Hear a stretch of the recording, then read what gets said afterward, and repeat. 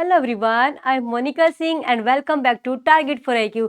चलिए, आप सबके लिए एक मोस्ट इंपोर्टेंट सीरीज हमने चलाई हुई है जिसमें हम रैपिड रिवीजन करते हैं। टॉप 25 या तो सेक्शंस या आर्टिकल्स या पार्ट्स जो भी होता है उसमें हम टॉप 25 कराते हैं। ठीक है, ऐसे हमने वो सीरीज अभी चलाई हुई है। आज मैं आपको जो कराने जा रही हूँ एविडेंस एक्ट के टॉप 25 क्वेश्चंस सेक्शंस। उसमें हम पढ़ेंगे कि क्या जो वैसे तो 167 सेक्शन ही इंपॉर्टेंट है, एविडेंस इतना बड़ा एक्ट नहीं है, लेकिन उसमें भी आपको जो ये सेक्शंस हर हाल में अच्छे से पढ़ने हैं। एक तरीके से सेक्शन वाइज भी और कंसेप्चुअल भी उसको पढ़ना होगा। तो चलिए डिस्कस करते हैं आज के फर्स्ट सेक्शन से। फर्स्ट सेक्शन हम पढ़ेंगे सेक्शन 6। सेक्शन 6 बात करता है relevancy of facts forming part of a same transaction. Section 6 में बता रखा है कि कोई भी फैक्ट्स अगर वो सेम ट्रांजेक्शन में है तो वो रिलेवेंट माने जाएंगे। और इस पे एक डॉक्ट्राइन आती है जिसकी हम बात करते हैं, क्या, रेस जेस्टे। राइजेस्टे वर्ड यहाँ पर डिफाइन नहीं है, बट इसी सेम ट्रांजेक्शन की वजह से ही इसमें हम इस डॉक्ट्राइन को पढ़ते हैं सेक्शन 6 के अंदर। सेक्शन 8 में बात करेंगे, तीन बात की गई है किस किस चीज की। सेक्शन 8 में मोटिव, प्रिपरेशन एंड प्रीवियस और सब्सिक्वेंट कंडक्ट के बारे में बात की गई है। देखिएगा, सेक्शन 8 में क्या चीज रिलीवेंट होती है। मोटिव रिलीवेंट होता है किसी व्यक्ति का कि क्यों उसने वो काम किया, वो मोटिव रिलीवेंट हो गया।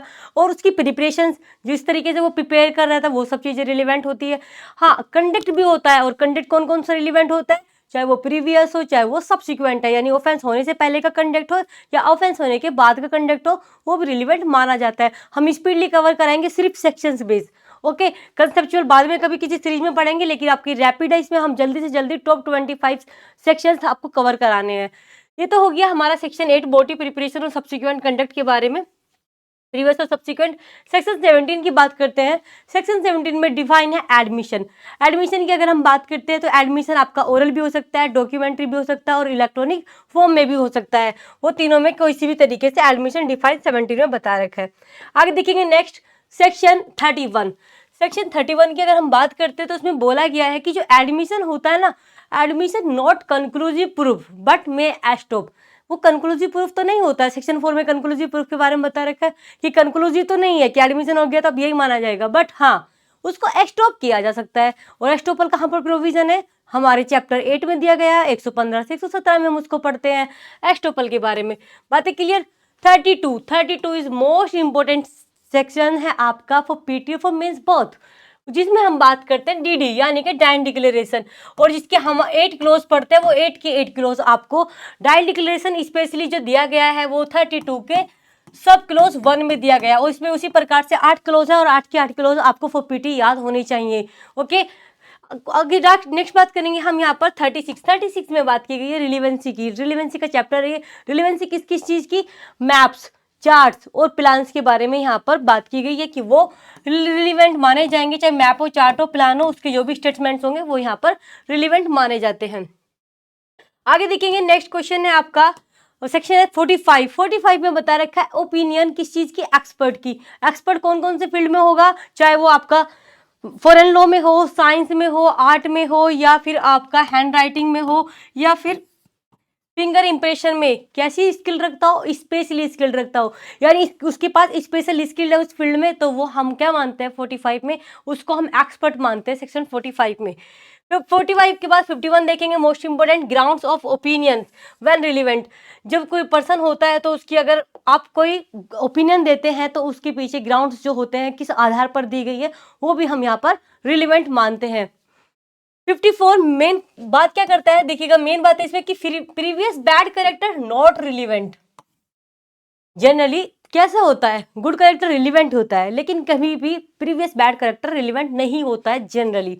बट क्या हो सकता है, यस हो सकता है। कब, जब वो रिप्लाई में किया जाता है, एक्सेप्ट इन रिप्लाई, सिर्फ रिप्लाई में। ओके, तो previous bad character is not relevant, but हो सकता है जब आपका क्या हो वो रिप्लाई में यूज किया जा रहा है तब हो सकता है। सेक्शन 54 इस बारे में बात करता है। सेक्शन 58 के बारे में बात करेंगे। सेक्शन 58 कहता है facts admitted need not be proof. जो फैक्ट आपने एडमिट कर लिए हैं उनको प्रूफ करने की आवश्यकता नहीं है, क्योंकि ये चैप्टर इस बात ही इसकी तरह से करता है। 56, 57, 58 यही बात करता है कि कौन से फैक्ट्स को एडमिट करने की जरूरत नहीं है, जुडिशियल नोटिसेबल होंगे उनको नहीं करेंगे हम यहाँ पर। 56 बात करता है, 57 कहता है कि जो ये लिस्ट दी गई है वो जुडिशियल नोटिसेबल होंगे। 58 कहता है कि जो फैक्ट्स एडमिट कर लिए हैं आप लोग ने तो फिर उसको प्रूफ करने की क्या आवश्यकता है, नहीं ना। Facts admitted need not be proved, जिसको हम बोलते हैं जुडिशियल एडमिशन भी उसको हम बोल देते हैं। ओके, सेक्शन 60 की बात करेंगे, मोस्ट इंपोर्टेंट है 60 कहता है कि जब आप ओरल एविडेंस से देंगे, ओरल एविडेंस लेकिन जब देंगे तो वो कैसा होगा, वो बिल्कुल डायरेक्ट होगा। Oral evidence must be direct. कैसा होना चाहिए, डायरेक्ट होना चाहिए। डायरेक्ट कैसे होगा, डायरेक्ट ऐसे होगा कि अगर कोई चीज़ मैंने देखी है तो उसके बारे में कोर्ट को मैं ही बताऊंगी, तो वो डायरेक्ट होगा। कुछ चीज़ मैंने सुनी है तो मैं खुद ही बताऊंगी, या मैंने किसी परसीव किया बाय एनी सेंसेस के द्वारा, तो वो भी मैं खुद ही बताऊंगी, तब वो ओरल एविडेंस माना जाता है। ये नहीं कि मैं किसी और की बात सुन के और कोर्ट में जाके बताऊं, वो ओरल एविडेंस डायरेक्ट नहीं होता है, वो हियरसे एविडेंस होता है। देखेंगे आगे 65B में बता रखा है क्या, एडमिसिबिलिटी ऑफ इलेक्ट्रॉनिक रिकॉर्ड्स।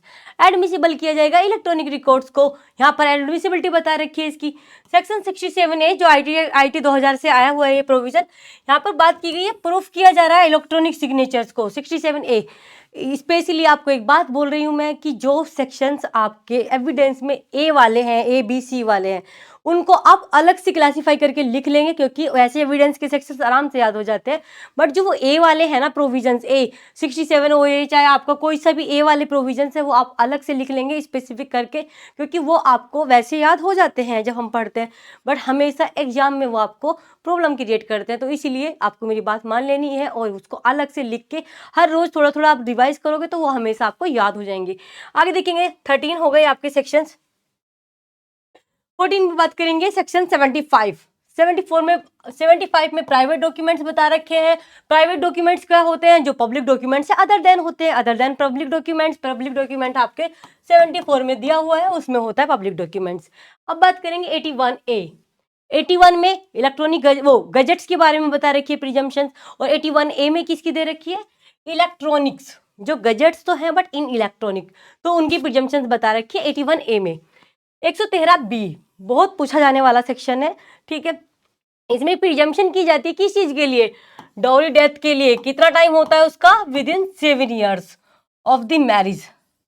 अगर 7 साल के अंदर कोई भी महिला की क्या होती है, संदिग्ध हालत में जो एक तरीके से नॉर्मल सर्कमस्टांसिस से अलग अगर किसी की डेथ होती है तो वो डाउरी डेथ में आता है। यहाँ पे प्रिजम्पशंस मानी गई है, और प्रिजम्पशंस क्या चाहिए, सेल्फ प्रिजम्पशन है यहाँ पर।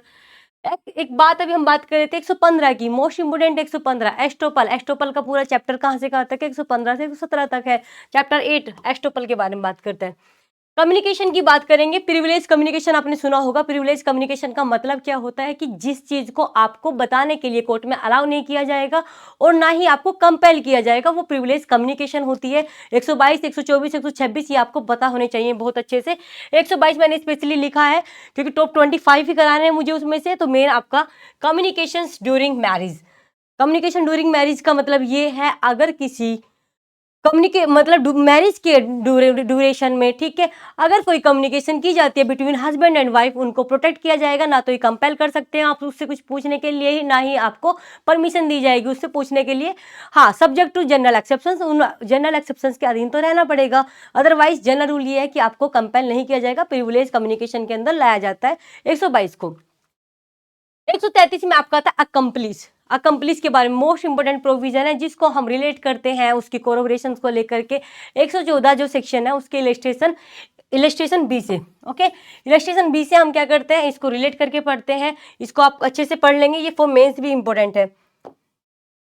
सेक्शन 136 136 बताया था कि जज के पास पावर है किस चीज की, जज power to decide admissibility.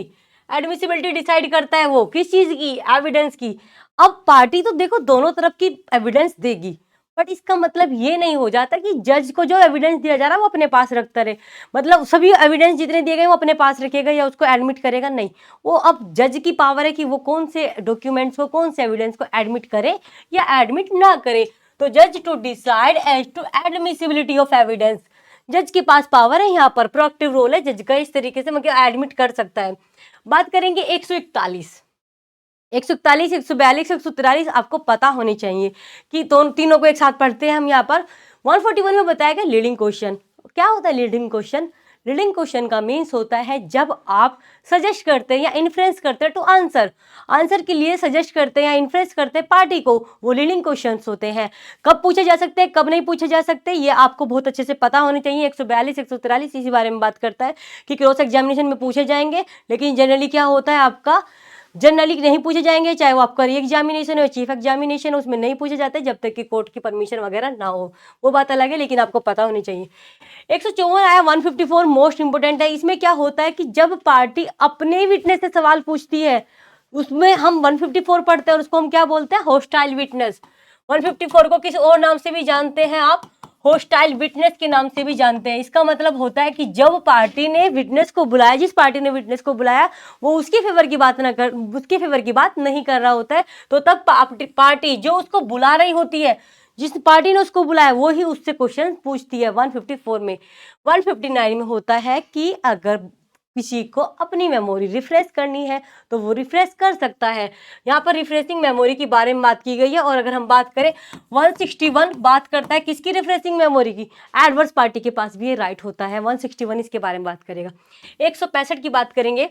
165 productive role है जज का यहाँ पर, किस चीज का, कि जज के पास पावर है कि वो क्या कर सकता है, क्वेश्चंस पूछ सकता है और ऑर्डर दे सकता है for the production of any documents. जज यहाँ पर क्या काम कर सकता है, वो दोनों पार्टी के विटनेसेस से या जो अलग से भी किसी विटनेसेस को बुलाकर क्वेश्चंस पूछ सकता है। यहाँ पर उसके पास इतना पावर है और कुछ भी डॉक्यूमेंट्स प्रोड्यूस करने के लिए बात भी कह सकता है। और पार्टी को ये हक नहीं है, अधिकार नहीं है कि वो उसका क्रॉस एग्जामिनेशन करे जब तक कि कोर्ट की परमिशन ना हो। इसको हम डिटेल में पढ़ते हैं, बहुत इंपॉर्टेंट सेक्शन है, ये आपको पढ़ना है अच्छे से। लास्ट देखेंगे 167 सेक्शन लास्ट है ये आपका, जिसमें बात करता है कि अगर सपोज करो क्या हो गया है कि इम्प्रॉपर एडमिशन या एक तरीके से रिजेक्शन ऑफ एविडेंस हो गया है। आपने इम्प्रॉपर एडमिशन कर लिया है जो आपको नहीं एडमिट करना था, या आपने वो रिजेक्शन कर दिया एडमिशन का, एविडेंस का, तो क्या सिर्फ इस बेस पर नया ट्रायल होगा? नहीं होगा। ये कौन सी सेक्शन बात करता है, ये 167 लास्ट यही कहता है कि नया ट्रायल नहीं होगा, सिर्फ इस वजह से कि आपका इम्प्रॉपर एडमिशन या रिजेक्शन ऑफ एविडेंस होता है। जनरली इस प्रकार से नहीं होता है। तो अब मैंने आपको टॉप 25 सेक्शंस ऑफ एविडेंस के करा दिए।